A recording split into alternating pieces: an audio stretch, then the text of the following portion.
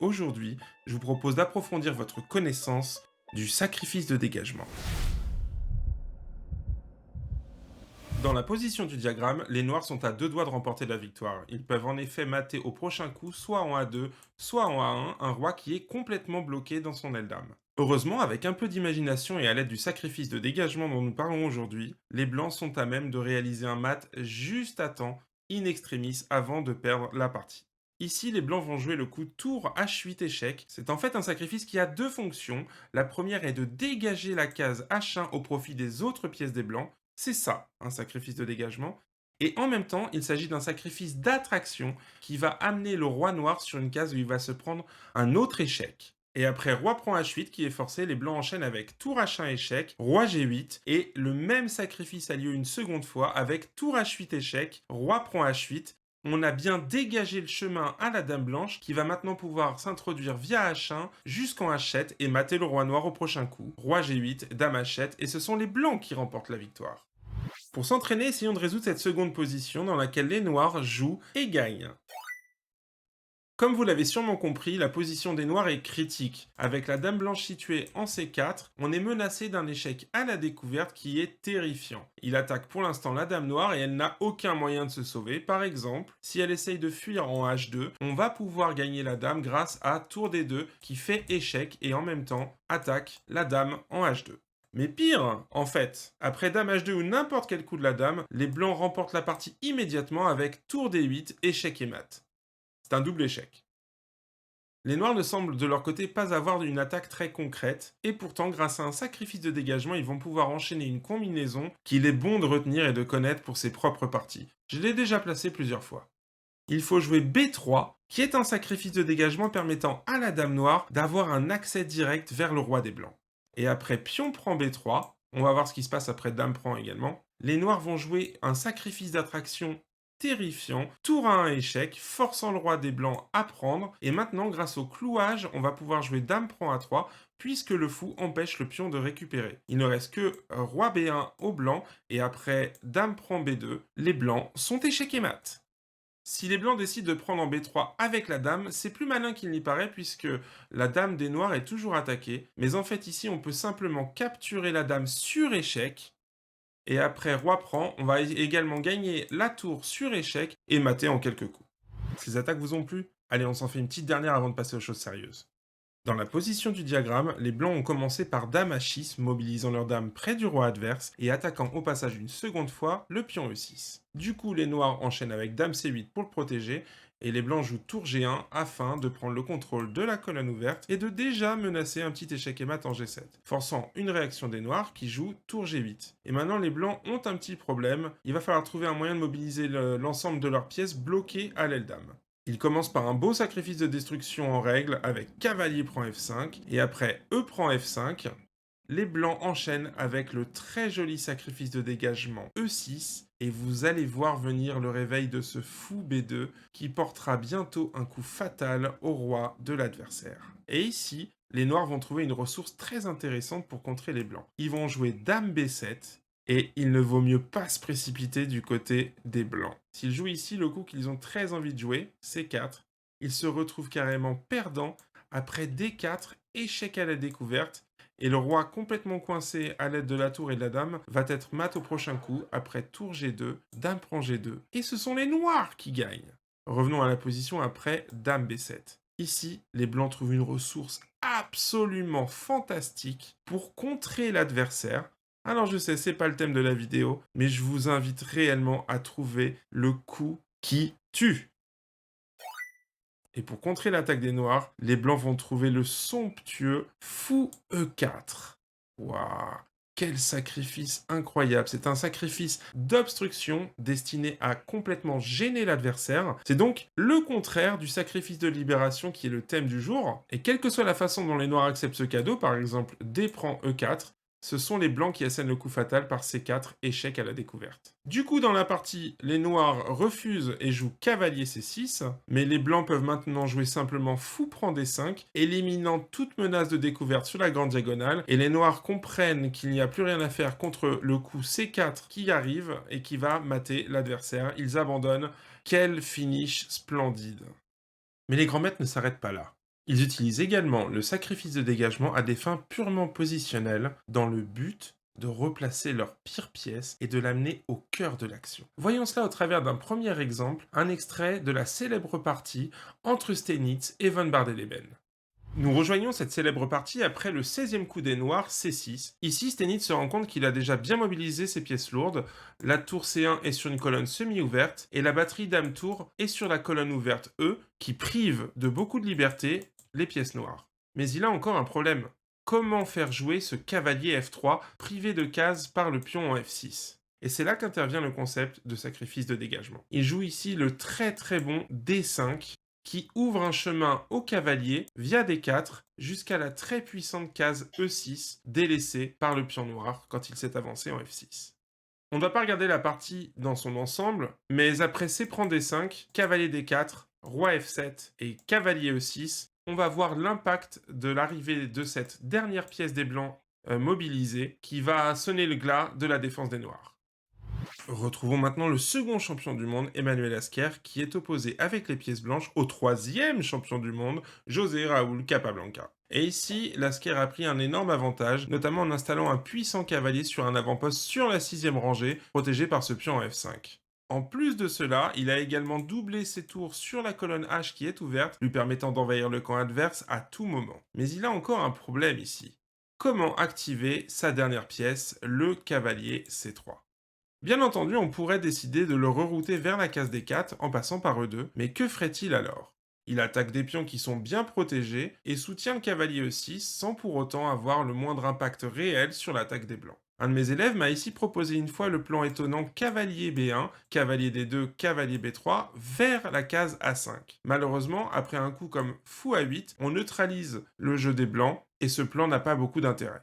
Lasker a ici trouvé le plan beaucoup plus fort E5, un sacrifice de dégagement comme vous pouviez vous en douter, qui libère la case 4, permettant au cavalier d'atteindre une case dévastatrice en visant tous les pions de l'adversaire et la case C5. Dans la partie, Capablanca a décidé de reprendre avec D prend E5, mais regardons d'abord ce qu'il se serait passé après les autres coups à sa disposition.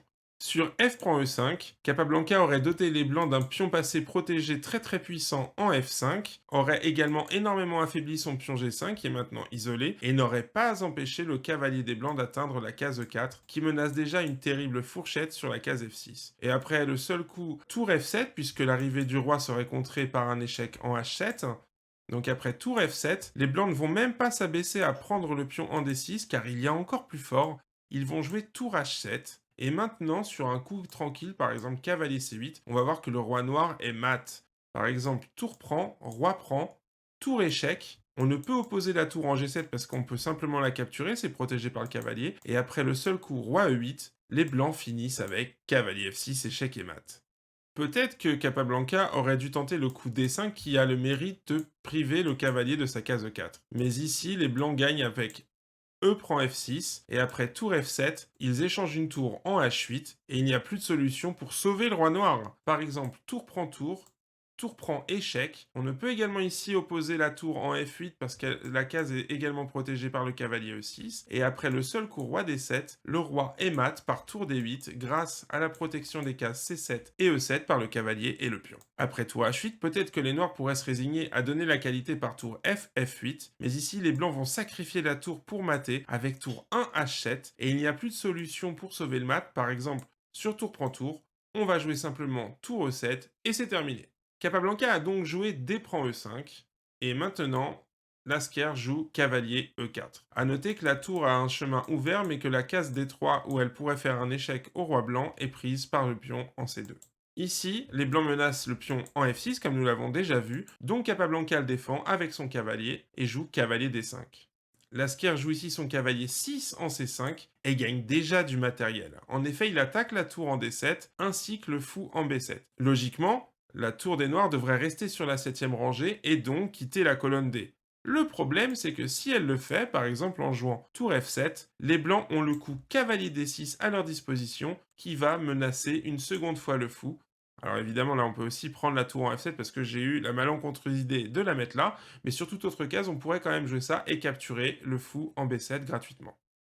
Donc, après cavalier 6 C5, Capablanca a décidé de perdre la qualité simplement en jouant fou C8, cavalier prend D7, fou prend D7, et Lasker passe à la réalisation de son avantage en envahissant le camp adverse. Il commence par tour H7, tour F8, et maintenant il va utiliser la seconde colonne à sa disposition et joue tour A1 avec des menaces de mat de l'escalier déjà très présentes dans la position.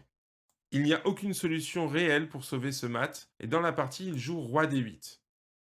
Pour illustrer avec une jolie variante d'autres possibilités, je vous propose de regarder cavalier E7. Et ici, après tour A8 et cavalier en C8, les blancs gagnent déjà une pièce avec cavalier C5 et on va se rendre compte que le fou D7 est enfermé. On va terminer avec un peu plus de style et après tour F7, les blancs peuvent même jouer cavalier prend fou et sur tour prend H7, ils ont cavalier prend F6. Olé!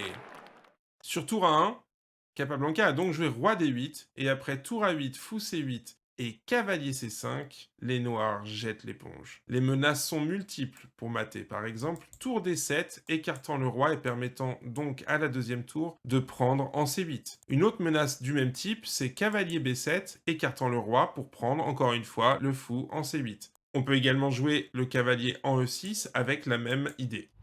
Allez, on continue avec cette partie qui a opposé en 2007 deux très forts grands maîtres serbes, et c'est une partie dans laquelle les blancs ont un très bon avantage positionnel d'ores et déjà. Pour commencer, ils ont terminé leur développement, ils ont une tour sur la colonne C qui regarde déjà la faiblesse de pion de l'adversaire, ils ont plus d'espace que l'adversaire qui est plutôt sur 3 rangées, tandis que les blancs évoluent déjà sur 4, voire 5 rangées. Et puis on peut noter également que le fou des noirs fait grise mine avec ses pions bloqués en C7 et E5 par rapport au très bon fou des blancs en G5.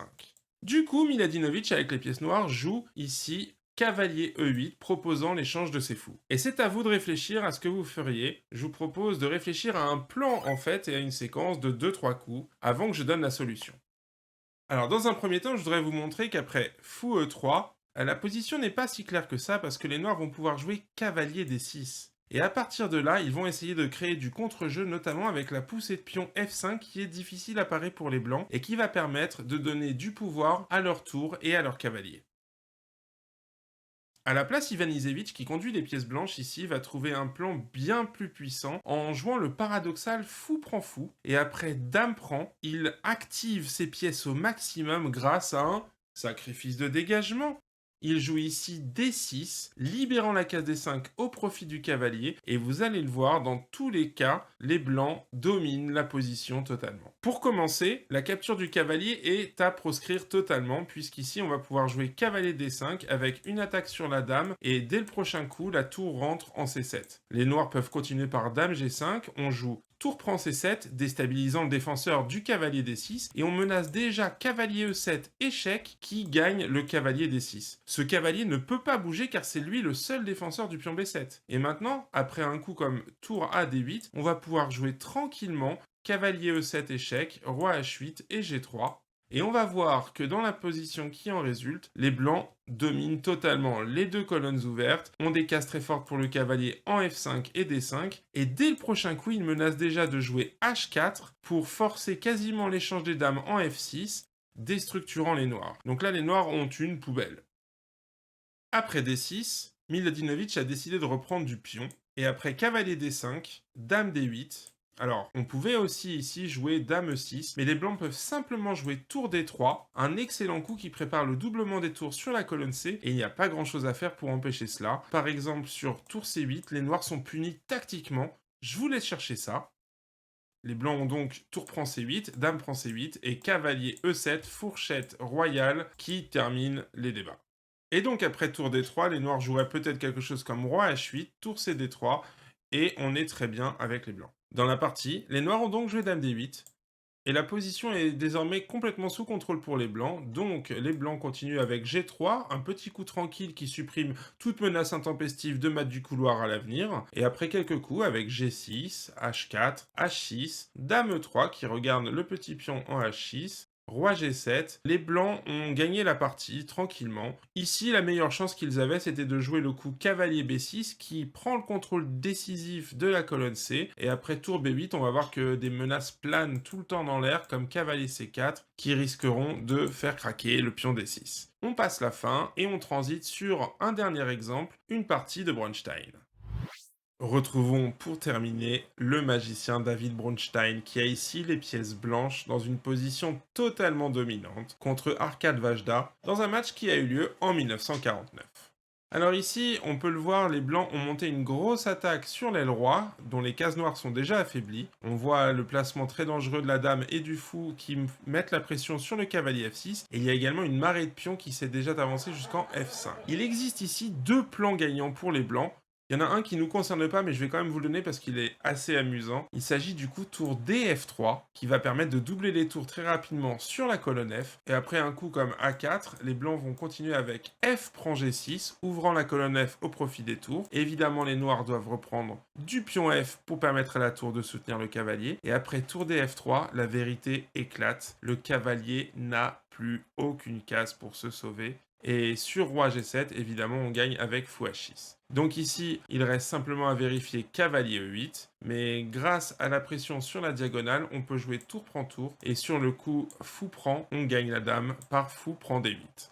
À part le plan tour D3 qui permet de doubler les tours sur la colonne F, David Bronstein trouve un second plan qui est celui qui nous intéresse ici, et je suppose que vous avez deviné le coup qu'il va jouer dans la position pour activer ses pièces au maximum. C'est bon signe après la vidéo que vous êtes en train de regarder. Il s'agit du coup E5 évidemment, un sacrifice de dégagement qui va permettre au cavalier blanc de faire irruption dans l'attaque.